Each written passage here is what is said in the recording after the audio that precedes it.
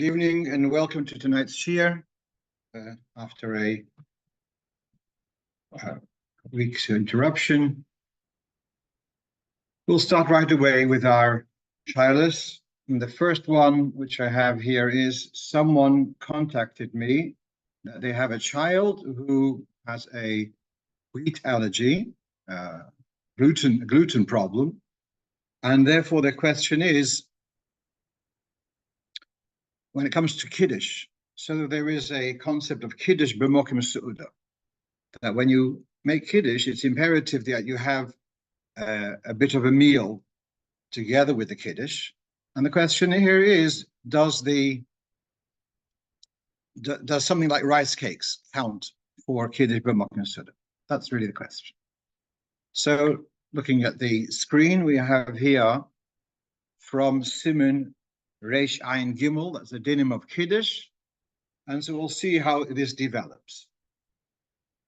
So although in the Gemara it says Kiddush b'mokim Seuda, Kosvu HaGoinin, this is the Shulchan Aruch of Yosef Karo, the Hoda ein Kiddush ela b'mokim Seuda. Yes, it's imperative that the Kiddush has to be associated with a meal. That doesn't necessarily mean a full meal. Afilu ochal dovar mu'at, even if he ate a small amount. Oishoso kois yayin, or drank a bit of wine, that also counts for Kiddush b'mokim Seuda.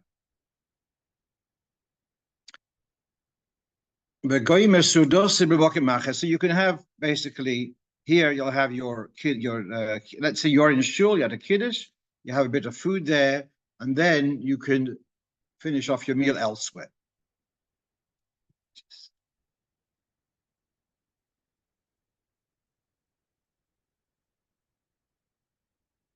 I don't see your screen. Okay, try again. Share screen. There we go. Thank you for that. Right. So that's the idea. You can have your Kiddush, let's say, in one location, and you'll have a bit of food there, and then you'll go to another place, and you don't have to make Kiddush again. Then the Shulchan Aruch adds, that which we've said, you don't have to have a full meal, but you have to have a bit of bread or drink wine. But if you just had some fruit, that's not enough. For Kiddush b'mokim Seuda, fruit is not going to be enough. So we've got a bit of a spectrum. We've got here on the one hand bread, which is perhaps the most substantial food. And then we've got, on the other hand, we've got fruit, which is like a kind of a snack food.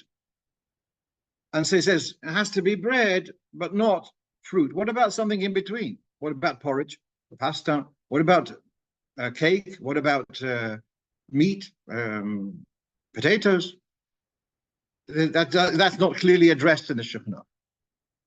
So now we go on to the Alter Rebbe's Shulchan Aruch, who says the following, almost a repetition. The Goinim taught us that which it says, Kiddush b'mokim Seuda, it doesn't mean you have to have your full meal there, even if you had a kazayis,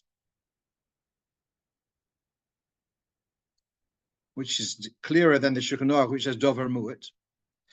And it can be a kazayis of bread, or mechameshes mehaminim. It can be from the 5 grains, which warrant mezonos, or a revi'as yain, in addition to Kiddush.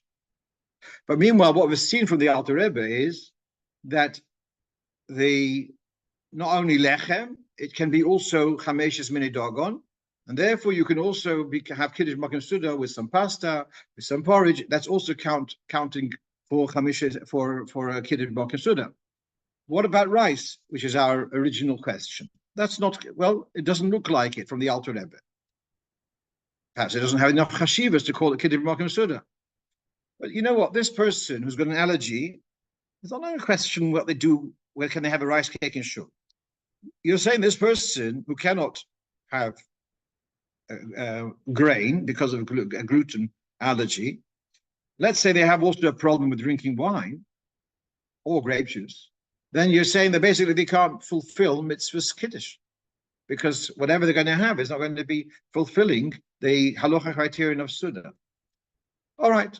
So in this particular instance, we see that later poskim say that they address this and say, one, this is for the Piskei Teshuvos, that a person who's unable to have dogon, unable to have over 5 grains, nor to have a glass of a revius of wine or grape juice, can also have other foods, other cooked foods, and that's going to be their equivalent of their maaser and of their meal, and use that for kiddush, whether night or day. In that, so therefore, something like potatoes, etc., would count for kiddush b'makom suda in this circumstance. However, there is a preference to use oirez, which is normally translated as rice, because it is, after all, the bracha on oirez is mezoinus, although we don't know whether the oirez is millet or rice, but the oirez, whatever it is a more choshev, a more kind of staple food. And therefore, it would, in this circumstance, serve for kiddush b'makom suda. Or alternatively, that's interesting, about tmorim, figs. The Gemara in Brachos repeatedly says that figs are mezayni, they are nourishing. And therefore, they are kind of a close substitute for grain, for maaser. Okay, so that's so to summarize that, a person does have an allergy to the regular 5 grains, would be able to Yoitze b'kiddush b'makom suda with something like a rice cake. Okay, so one of our listeners asks the following question here repeatedly, including your own shiur: do I have to give maaser on this or give maaser on that? And isn't maaser today just an optional minhag? Now, very good question, because when we read about maaser in the Torah, that's talking about maaser of the harvest. And within that, the maaser rishon is given to the Levi every year, and the maaser every 4 out of the 6 years of the 7-year cycle, the second maaser is actually taken to Yerushalayim. That's called maaser sheni. It's the year 3 and year 6 where the second maaser is maaser oni. So the idea of giving a tenth to poor from the harvest only 2 out of 6 years. So that's really not a source for the mitzvah of giving maaser. We do have, what's fascinating is that Avraham Avinu, when he went to battle, Vayitin le maaser mikoil, we have also, and that wasn't a harvest, it was a battle. We also have Yaakov Avinu, where he says, again, he was going to Choron to work by Lovon, and he also talks about the idea of maaser, and not again about a maaser of a harvest. So the concept does exist in Torah, but doesn't say it's a mitzvah. So here we have in Shulchan Aruch, and this is Simulation Memtes, where he talks about how much tzedakah do you have to give. Really, you have to give as much as the poor need.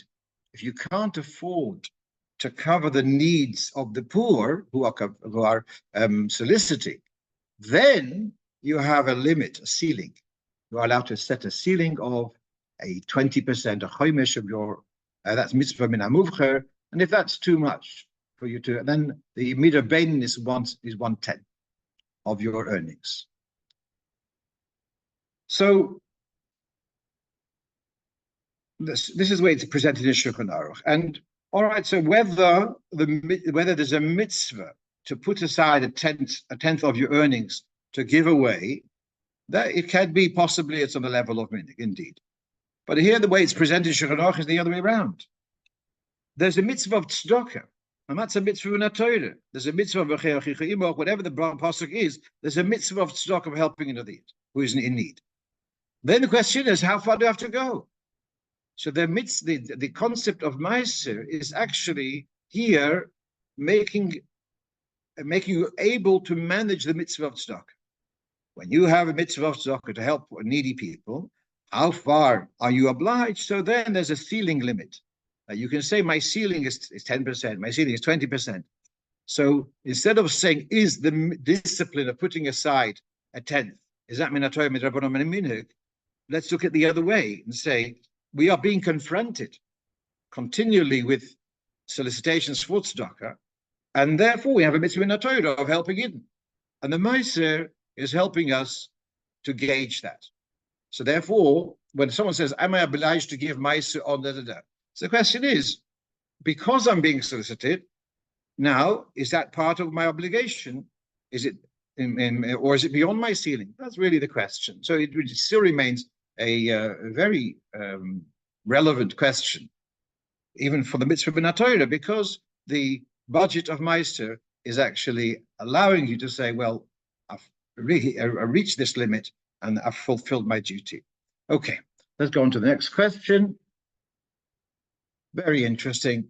We have I met actually about 3 weeks ago, there was a young man here in visiting from the States, and is doing a lot of research in why is it the Ashkenazim do not have Birkas Kohanim duchening on a daily basis, which is the pashtus, that's the mitzvah min Torah. It should be on a daily basis.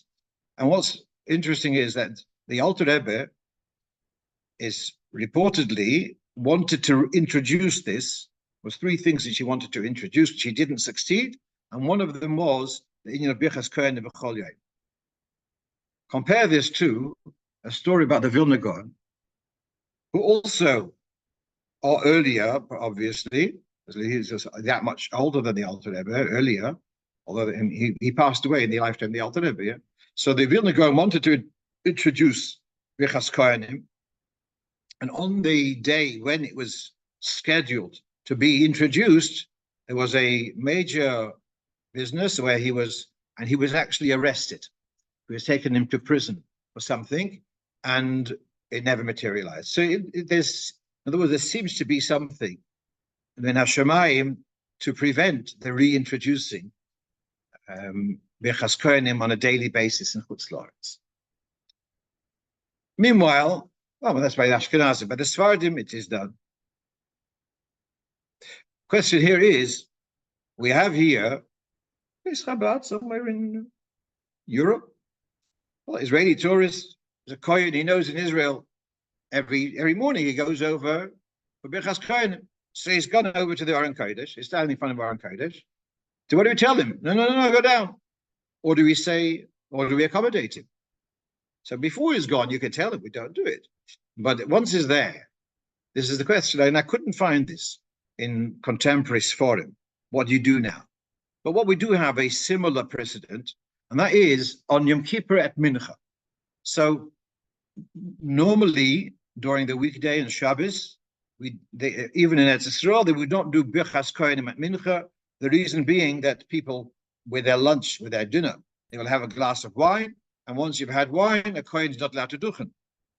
Because of this, Birkas Kohanim is not done at mincha, with the exception of a fast day, when it used to be the minhag that on the fast day, the mincha was done very late. Therefore, it was clear that it's and they're fasting, and that's why we do nowadays. We have on a fast day at mincha also we say the Chazan says on Yom Kippur, mincha is a little bit earlier, and therefore the position is that they shouldn't have Birkas Kohanim, although they're fasting. Then it says in Shulchan Aruch in Siman Kuf Chof Tes, if a Kohen she'ovar, he violated this ruling that he shouldn't be going, he went up to the platform at Yom Kippur mincha. Since it's a dover yadua, everyone knows she'ein shom shichrus. Everyone knows it's Yom Kippur. No one's drunk wine today. Once he's up there, he should do Birkas Kohanim. We don't tell him to step down. We don't want to arouse suspicion. People shouldn't say, you saw he was told to go down. He must be, there's something wrong with him. Well, look how you do. And indeed, because of this, it's minhag in Beninis Elu that a mincha, the Chazan on Yom Kippur does say, even though if there were Kohanim, etc., we wouldn't encourage them to do duchenim because of it, similar to the rest of the year. But if Kiven She'olo lo Yelet. So here we have a precedent that a Kohen has gone up to the Duchan, he shouldn't have, because it's contrary to the minhag, contrary to the practice. And nevertheless, once he's up there, so I would say the same thing applies here. This Israeli visitor has come up and he's really standing in front of the Yon Kodesh. So even which also means, therefore, if the chazan knows what he's doing, then he's going to also have to do the prompting, etc. Right. Bit of a surprising thing, but that seems to be that we're quite a strong halacha. Let's move on to the next question.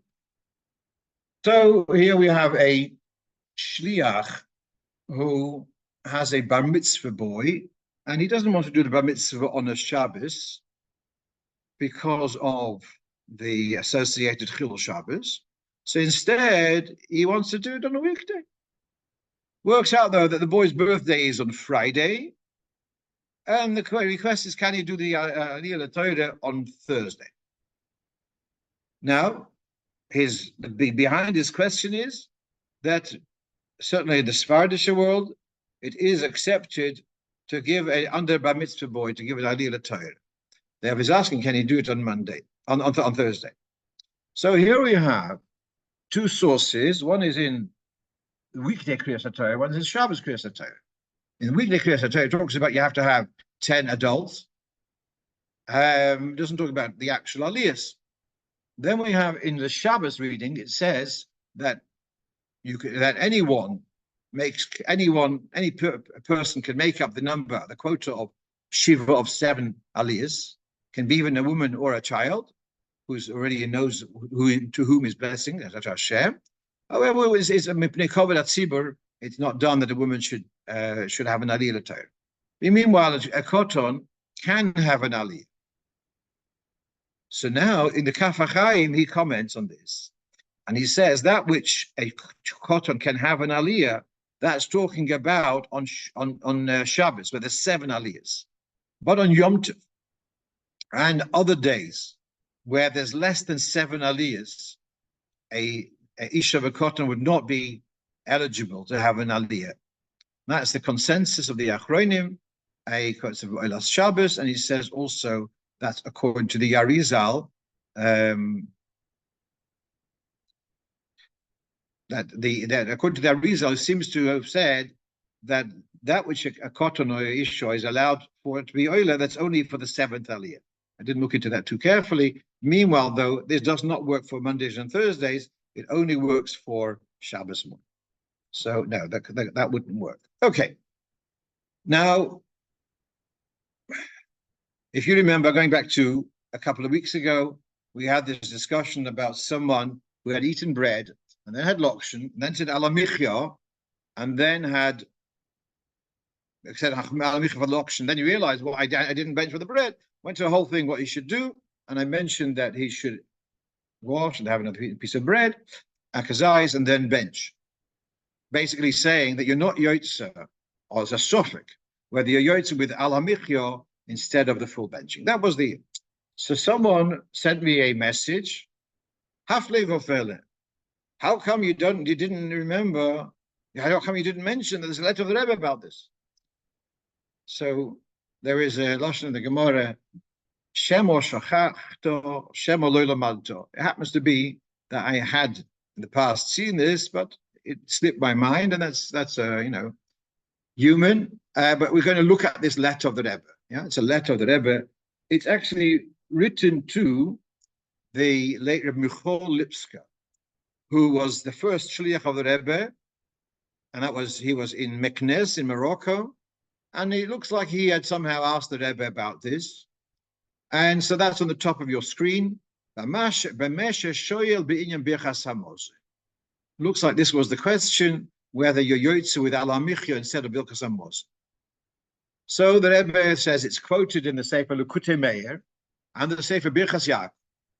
They both quote Mi'ikre Hadat. Ikre Hadat is David Trani, who lived about 200 years ago, perhaps a little bit more, and he has a volume of Simon Tes Seif Lamed Vov, and also from Teshuras Shai, a Sefer which is Hungarian Poisuk, about 150 years ago. And both of these say, if you said haMichya instead of bentsching, for bentsching, you're not Yoitze, but and it's imperative that you repeat and you say the full bentsching. That's what the Rebbe is seeing in these malaktim. And he says, I do not have immediate access to those sforim. He didn't have halachic, which we Baruch Hashem have today. Apparently their reasoning is because it's imperative that in benching you include the themes of brischo shechosamto b'bsorenu and alteroscho shalim madaton in the abbreviated form of me'en sholosh, which we call haMichya. Those points are not included, and therefore even b'di'eved you're not Yoitze with haMichya instead of the full bench. So I looked up these two sforim, this Likutei Meir, a very interesting malakid, and he refers to the Shuras Shai and the Ikrei Hadat, and he says, but he does not give the reason. He just says you're not Yoitze with haMichya instead of Birkas Kohanim. Whereas in the other sefer, the Likutei Meir, Birkas Yaakov, he does say that you're not Yoitze because Eiba Bris V'Torah. He quotes, so one reference was to the, as I said, to the Ikrei Hadat, and you can see that on the screen. This is to the left of the screen, where you say that he quotes from, he's also a malakit, and he's quoting from a sefer, Sha'as Tshuvos, Ogura Behaalosecho, who says that if you said haMichya instead of full bentsching, since you didn't mention Bris V'Torah, you're not Yoitze. The other source is the Shuras Shai, which is to the right of your screen, and there he does not mention Bris V'Torah. He just says, if you remember then when we had this discussion, that there is also an abbreviated bentsching for workers, that they are allowed to merge the second and the third bracha. So Hazon they say in full, and then Noidelecho and Rachem they merge into one bracha.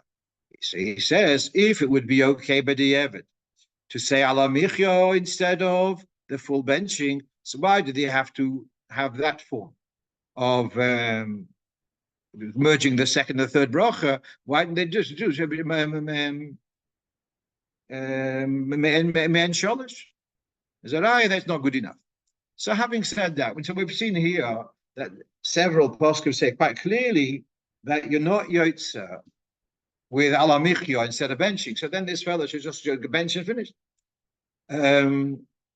But the other side of the story is that there are actually Rishonim, and especially Chabad, something was said by Rishonim is given tremendous recognition, tremendous respect for words of Rishonim.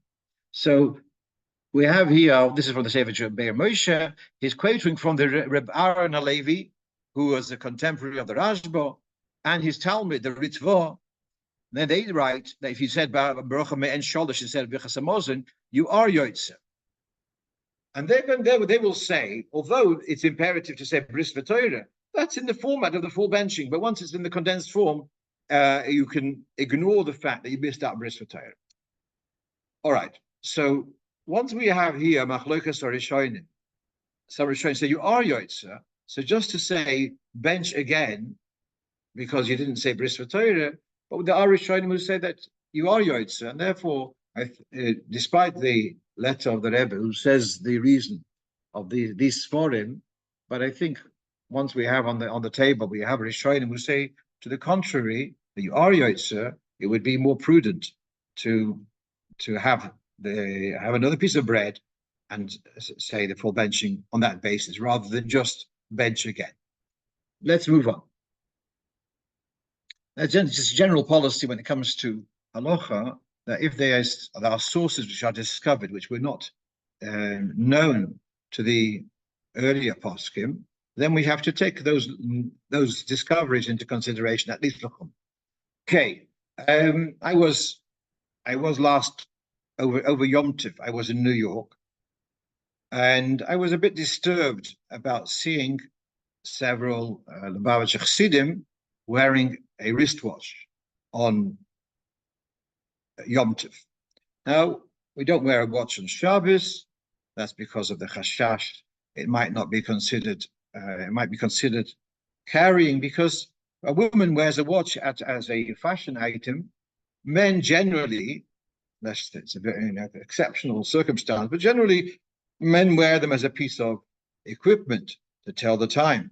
So let's say if I had an obsession, I needed to know the weather, the humidity.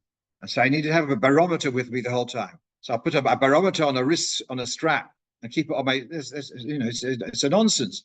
It's a tool which I happen to keep with me because I've got an obsession about this. So because many of us are obsessed to know the time, so we have a timepiece which we have on our wrist, but it could be seen as carrying this timepiece.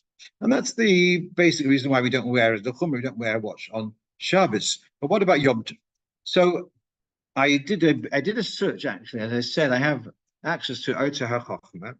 I did a search in the Chabad library, which is about 3,000 volumes or more, on Yom Tov. And I came up with these various quotes which are on the screen. Possibly there are some other sources. So the earliest source I have here is actually from a diary of Maaseh. The publisher wrote his name as Yomano shel Rov Yosef Yitzchok Raskin. Sorry, his name was Yaakov Yosef. That's why I could be called Levi Yitzchok. He took care of the Rebbe's father, and that's probably the inspiration for my name. But his name was Yaakov Yosef. Never mind. So he writes in his memoirs that it was in the year Tov Reish Peches, in the early autumn of 1927, the Frierdiker Rebbe had been released on Yud Beis Tammuz, Gimel Tammuz, but the condition was he leaves the country. And so this was scheduled. He would leave right after Sukkot, Isruchag, whatever, of 1927 or Tov Reish Peches.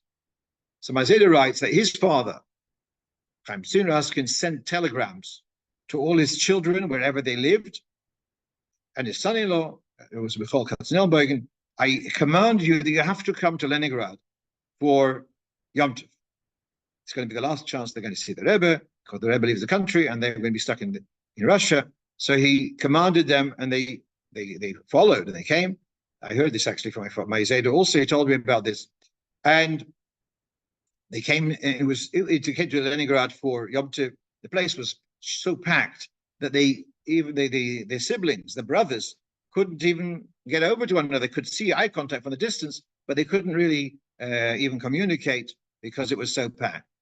Meanwhile, the Maaseh writes, the Rebbe was sitting at the head of the table, and I managed to find a spot just opposite the Rebbe. And a couple of points I should remember. The Rebbe was speaking about why people wearing watches on Yom Tov. And he spoke disparagingly about this. And I happened to have my watch in my pocket. And I couldn't find, I was so embarrassed with myself. I didn't know what to do with myself. So in Yiddish, it's a bit ambiguous. In Yiddish, the word trogen can mean to carry or to wear. And possibly the Rebbe was talking about trogen azeger, and Maaseh understood it means having the watch, even carrying it in your pocket. Okay. I mean, this is really what I would like to, which I don't have a clarity, is the minhag one, even not to carry one in your pocket in the street. But okay, this is one item of history. Second one is, you can see here on the left of your screen, and this is from the year Tov Reish Tzadik Beis in 1931. Again, Tishri time, and it was Simchas Torah. And the Rebbe says, as the Frierdiker Rebbe says, when you shouldn't wear a watch on Yom Tov. And everyone was wearing Yom Tov, thinking that Mutter is Yom Tov, you have to carry. Or Shabbos wouldn't wear a watch. But the Rebbe said, whoever is wearing a watch should take it off and put it down on the table. And after Yom Tov, they will be able to redeem their watches from Temple Tmim. They'll be able to get them back. So, again, And here it looks like they were wearing watches. But he was quite abrupt about that. Then the third thing, which is not on the screen, I heard from Rabbi Lu, that in the early years, there was a very devoted chassid of the Rebbe, the name of Rabbi Yankel Katz, who lived in Chicago, clean-shaven, very, very devoted. He actually had a signed book of checks with blank, where the sums were blank, and it was in the Rebbe's drawer. And when the Rebbe when it needed a sum, he would have the freedom to fill out the amount and sign the check. I mean, sorry, the check was signed and bank the check. Apparently, the Rebbe would also speak to him regularly, weekly, on the phone. And this Rabbi Yankel Katz never spent Yomtov at home. Every Yomtov was in New York by the Rebbe. And he would join in the meals upstairs in the Friedrich Rebbe's apartment. And so it was one Pesach night that the Rebbe asked, does anyone know what the time is? It was a question for the stay the night to finish, to have the Afikoim for Chatzos. And Rabbi Yankel Katz says, it's 10 to 1. And the Rebbe looks at him, he says, Rabbi Yankel, Yomtov, you're wearing a watch on Yomtov. And he says, no. On the wall in the dining room there was like a thermostat for the heating, whatever. And in America, the thermostats also have a little watch there. So he was able to see that. Okay, that's the third one. The fourth piece of information is we have in Tovshin Yud Beis in 1951, yeah? And the Rebbe is verbringing the Sukkah, and the Rebbe wanted to know middle of verbringing what the time is. So Reb Meir Harlik, who's standing nearby, I presume it's Reb Meir, he just said Harav Harlik, it could be his father, but he said Rabbi Harlik was standing nearby, he took off his watch, and he gave it to the Rebbe. And the Rebbe says to him, do you not know that in Lubavitch we don't wear a watch on Yom Tov? From now on, you should not wear a watch. On Yom Tov, I presume. Anyway, so we got these various things. So what is the reason for not wearing a watch on Yom Tov? And the people from Eretz Yisrael, because they are used to living in an Eruv the whole time, so by them it's much more common, even on Shabbos, to wear watches. But we don't have. Is the reason because of the worry of carrying, and therefore there shouldn't be a difference when you're wearing a watch on your wrist. Actually, having your watch in your pocket would be even more of a shiur of carrying. Or is it because Yom Tov meant to be l'mayla me'azman? Is it a more ethical or is it more a technical question? I don't have a clarity, but what I did see, I did a little bit more research. And this is on the left of your screen. You have from the Sefer Sdei Chemet, which is an encyclopedia of Halocho published by Birkas Kohanim, and it was reprinted by the Chabad in around 1950. So he writes here in the beginning of his dealing of Yom Tov. He asked, are you allowed to go out on Yom Tov with a watch which is in your pocket? Is it considered, because the Yom Tov you're only allowed to carry if you have a need, is that considered a need to know when it's meal times, etc., or not? Because you can guess as to what you needed. So he refers to a sefer called China V'Chisda, a contemporary of his, who said it is okay. He's more inclined to say it is okay to carry a watch in your pocket. And he continues to say, whenever you have a sofek, and then you're entitled to follow what's common practice, my amadabur. And we see very choshev people who are wearing their watches on Yom Tov, and therefore it looks like it's considered a tzoyrech tzas. So already now I'm seeing that there's a discussion amongst poskim, is it okay or not okay? That seems to be the background for the minhag Chabad.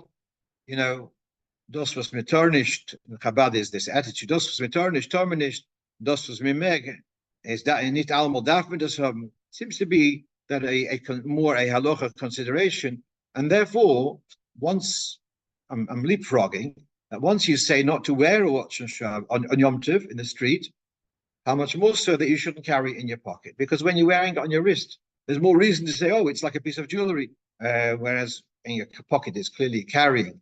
So, yeah, So that's a bit of a new discovery for myself. Let's move on. Yeah, by the way, the Rebbe Rashab was also particular not even to carry a maaser for tashlich, because whatever. I'm sure the other people did, but okay. Now, we also had a recent discussion about keys on a Shabbos belt. And the conclusion which I came to was that to join the keys to become part of the belt, it's imperative it's done before Shabbos. It shouldn't be done on Shabbos. So, not that this is going to add any clarity to that discussion, but here's this, someone sent me this manuscript of the Rebbe. And this is a letter actually to Reb Mordechai Safran. If you know where he lived, it says he lived in Lancashire. We would say he lived in Manchester, yeah? So the Rebbe had written this extra comment at the end of the letter, and the letter, his main letter, was written to him in English. He was then a teacher in the King David School in Manchester, and he would do Mesilas Shabbos, and he had described how some kids are, to avoid carrying the key on Shabbos, they're putting it on their handkerchief. You know what handkerchiefs are. You go to an antique shop, you might be able to find a handkerchief, yeah? These cloth squares. Today, they don't exist, yeah? So now, the Rebbe writes to him, Mazkir b'michtovai. You mentioned in your letter, sheyesh koshrim b'Shabbos kodesh es hamafteach b'ktsei hamitpachas chagura. Are those who are tying the key at the end of their belt or cloth, handkerchief. Al pipashtas l'shoinoi oifen osrahu. The way you're describing it, it's forbidden. V'yivara it's a rov b'svivosoi b'frotius. And so you should consult a local rov for more detail. And the Rebbe gives him then mentions about another letter which he just received. All right. So what exactly was the problem that Rebbe had with these boys' Shabbos belts?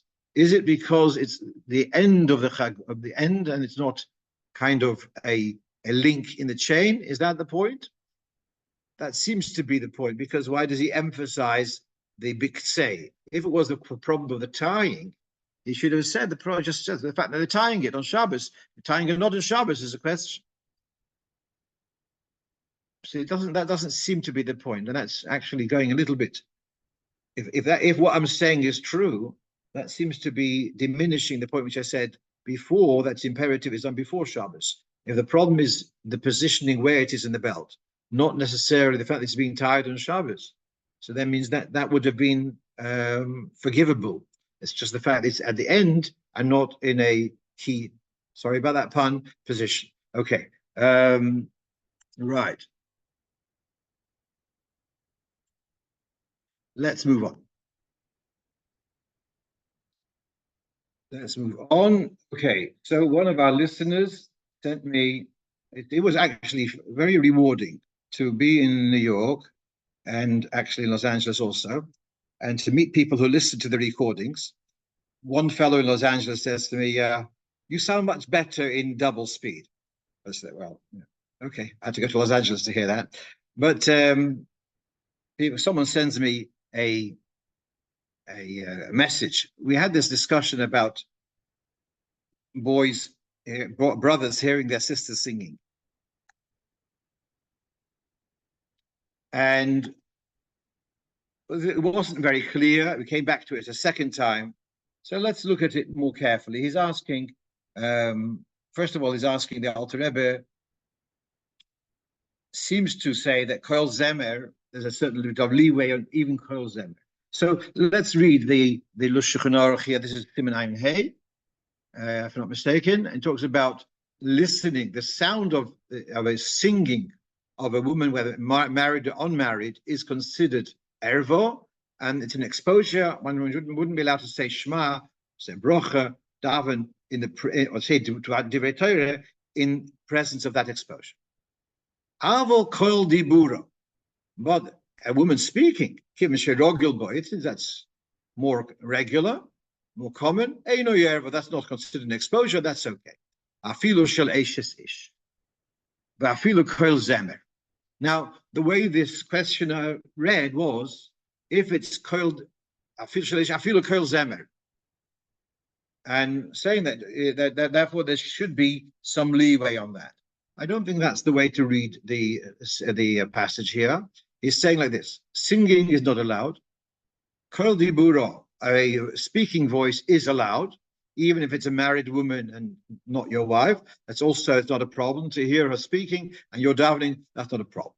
Then he adds a new point: afilu kol zemer, even if it's a singing voice. If you can focus on your davening in a way that you are not paying attention to the singing, then you'd be allowed to continue davening. So that the koil zemer is not continuation of koil diburo or yeshal eishesish. It's a new point that if you can ignore the singing, then you are able to continue davening. We have this on a regular basis. We have in our shul, we have the girls' school on the upper floor, and we're on the ground floor. And happens to be at it's 9:30 when we're davening, and 9:15, whenever the girls are singing the davening, and if the windows are open upstairs and downstairs, so we can hear that. But if we are able to focus on the davening, not on the singing, we're allowed to continue davening. That's one point. Now, I did quote two sources. And one source was from the Kloisenberger Rov in his Divrei Yatsi. And there he had been talking only about the father-daughter relationship. And since there is a heter of affectionate contact between father and daughter, therefore hearing her singing is also not an issue. So again, two issues. One is whether you're allowed to say Dvar Torah, then you wouldn't be allowed to. But is it considered an indecent exposure? So if it's a father and a daughter, then that's allowed. That's what the Kloisenberg is saying. That doesn't talk about brothers and sisters.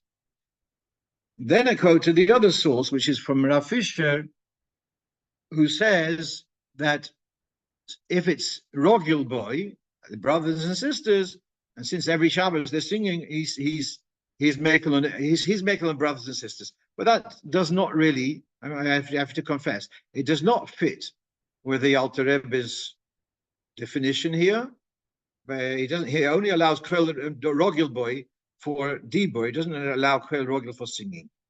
So there are those who are Mekel, but I don't think that fits according to the Alter Rebbe. And so I think I stand corrected by the one who questioned that. What's the next point here? Is there, it looks like possibly I'd said, that there are poskim who allow affectionate contact between siblings, and that seems to be, he's asking, that's contrary to Shulchan Aruch. So again, the leeway which we're seeing from Rav Fisher is about listening, brothers and sisters singing together as mirrors. He doesn't talk about affectionate contact. And so let's take a look. I know it's we've gone through this, but lack of clarity. Let's make it a little bit clearer. It says here in Shulchan Aruch that embracing any of the aroyos, even like an older sister, an adult sister rather, an aunt, is Dova Meguna, and he says it's Dvar Israhu, it's forbidden maaser tipshim, with an exception of father to daughter and mother to son. Then he goes on to talk about further Lishon Imo B'kir of Bosor, where he discusses more detail. But what's quite clear that the leeway for affectionate contact is only father to daughter, granddaughter, etc., in the vertical line, but not lateral to brother and sister.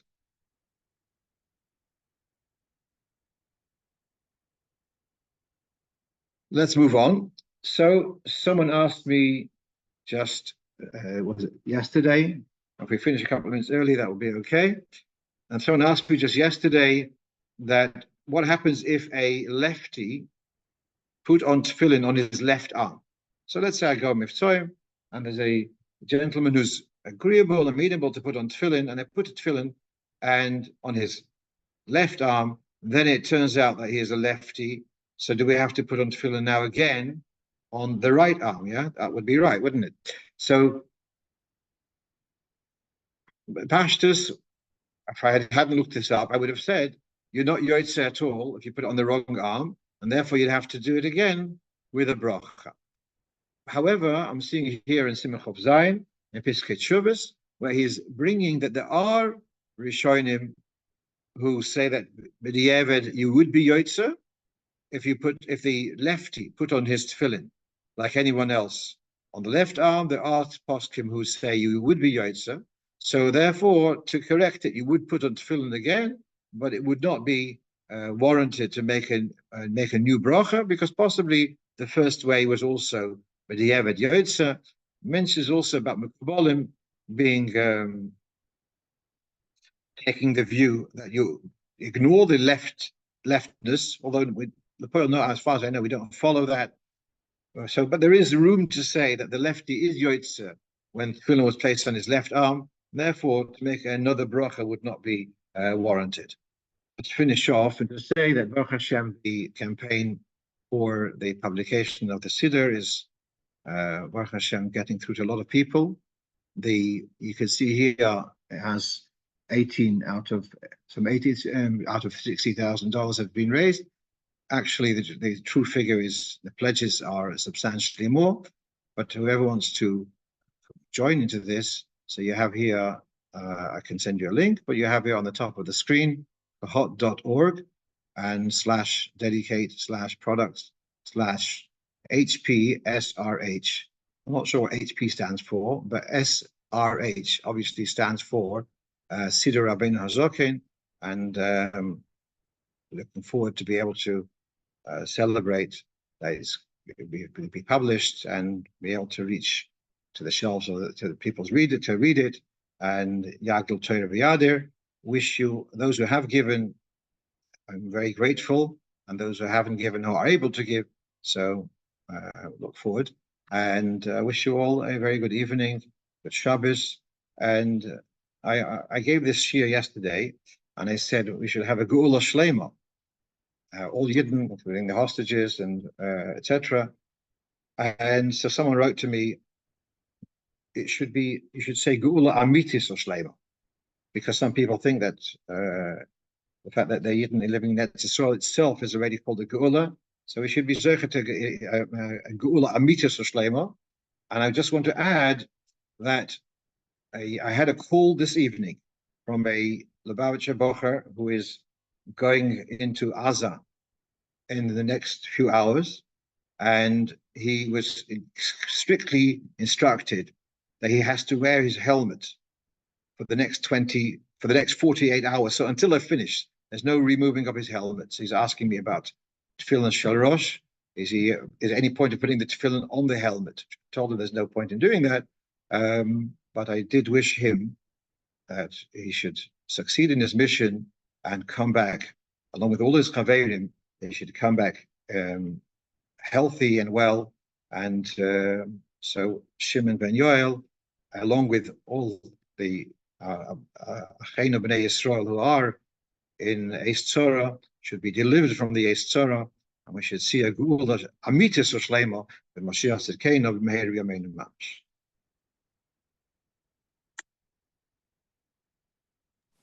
Yasher koyach.